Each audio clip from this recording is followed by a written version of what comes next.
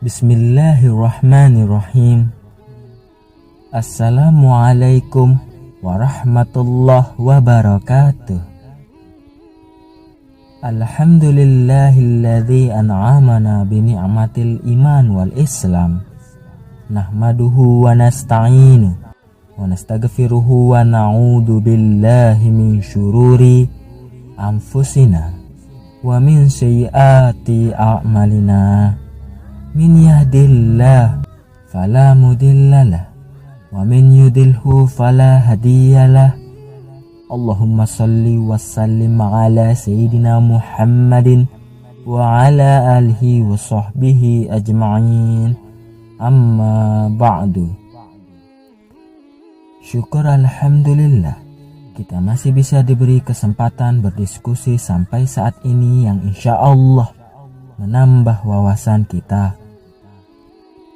Salawat serta salam kita curahkan kepada junjungan kita, yaitu Nabi besar Muhammad sallallahu alaihi wasallam.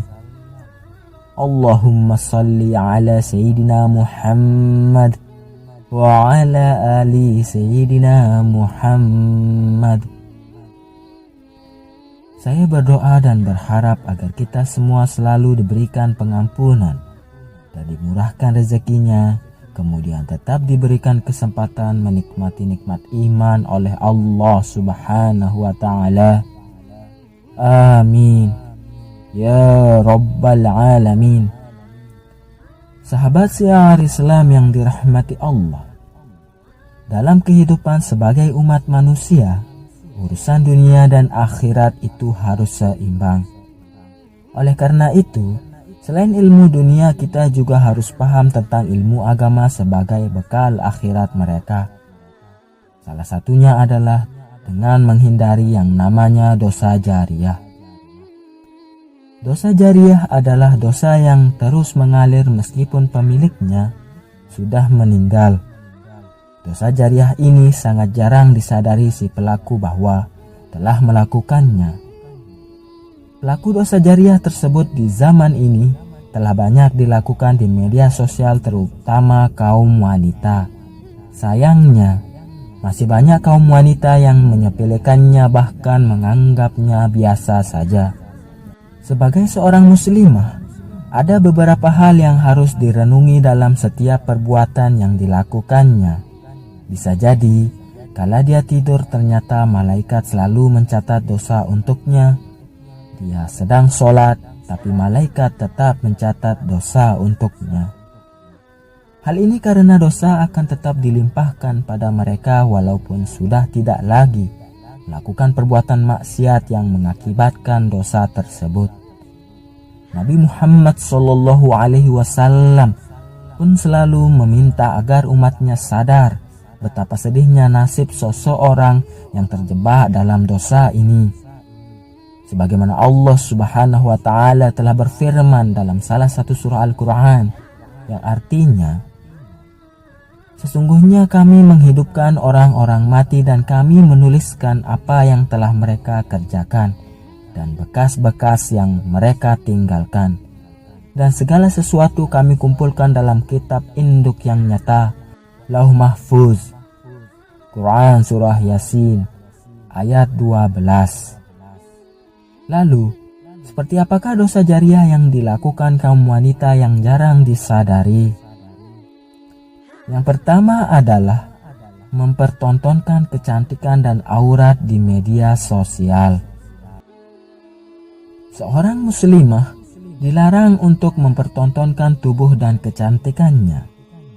Sebagaimana firman Allah Subhanahu wa ta'ala dalam salah satu surah Al-Quran, yang artinya, katakanlah kepada wanita yang beriman, hendaklah mereka menahan pandangannya dan kemaluannya, dan janganlah mereka menampakkan perhiasannya kecuali yang biasa nampak daripadanya, dan hendaklah mereka menutup kain kudung ke dadanya, dan janganlah menampakkan perhiasannya kecuali kepada suami mereka atau ayah mereka, atau ayah suami mereka, atau putra-putra mereka, atau putra-putra suami mereka, atau saudara-saudara laki-laki mereka, atau putra-putra saudara laki mereka, atau putra-putra saudara perempuan mereka, atau wanita-wanita Islam, atau budak-budak yang mereka miliki, atau pelayan-pelayan laki-laki yang tidak mempunyai keinginan terhadap wanita,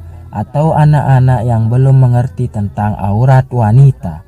Dan janganlah mereka memukulkan kakinya agar diketahui perhiasan yang mereka sembunyikan. Dan bertaubatlah kamu sekalian kepada Allah, hai orang-orang yang beriman, supaya kamu beruntung. Quran Surah An-Nur ayat 31. Beberapa orang menafsirkan ayat tersebut dengan arti yang berbeda. Sebagian ada yang mengatakan bahwa membagikan foto di media sosial pun termasuk dosa jariyah. Tetapi sebagian ulama besar menyatakan bahwa selama foto tersebut tidak membangkitkan nafsu syahwat laki-laki, maka diperbolehkan untuk mengunggahnya. Foto yang diunggah dapat berupa foto bersama-sama dengan menutup aurat, memakai pakaian longgar, dan tidak pose memancing. Namun jika merasa ragu dan was-was, alangkah lebih baik jika tak mengunggah foto tersebut. Yang kedua adalah mengajak melakukan kesesatan dan maksiat. Di zaman sekarang yang sudah super canggih dan selalu memanfaatkan digital ini, seorang wanita sangat mudah mengajak seseorang untuk kesesatan dan berbuat maksiat, entah dalam forum, beberapa aplikasi, atau langsung di sosmed. Padahal tanpa disadari, mengajak seseorang pada kesesatan dan maksiat pun merupakan dosa jariyah wanita. Sebagaimana Allah Subhanahu wa Ta'ala berfirman dalam salah satu surah Al-Quran, yang artinya, ucapan mereka menyebabkan mereka pada hari kiamat memikul dosa-dosanya sendiri secara sempurna.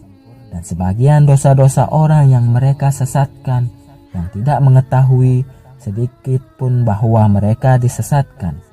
Ingatlah, alangkah buruknya dosa yang mereka pikul itu. Quran Surah An-Nahl ayat 25.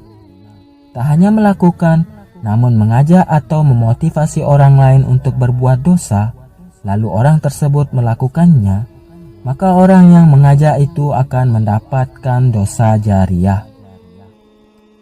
Yang ketiga adalah mempelopori perbuatan maksiat.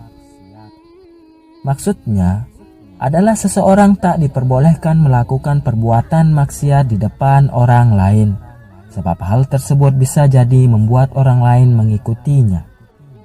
Sebetulnya perbuatan ini tak hanya menjadi dosa jariyah wanita, tapi bisa juga kaum laki-laki.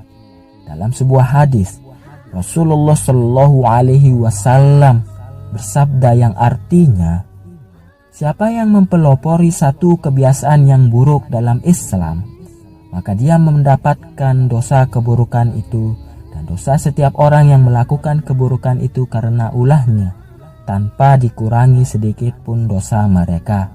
Hadis riwayat Muslim. Wallahu a'lam bishawab.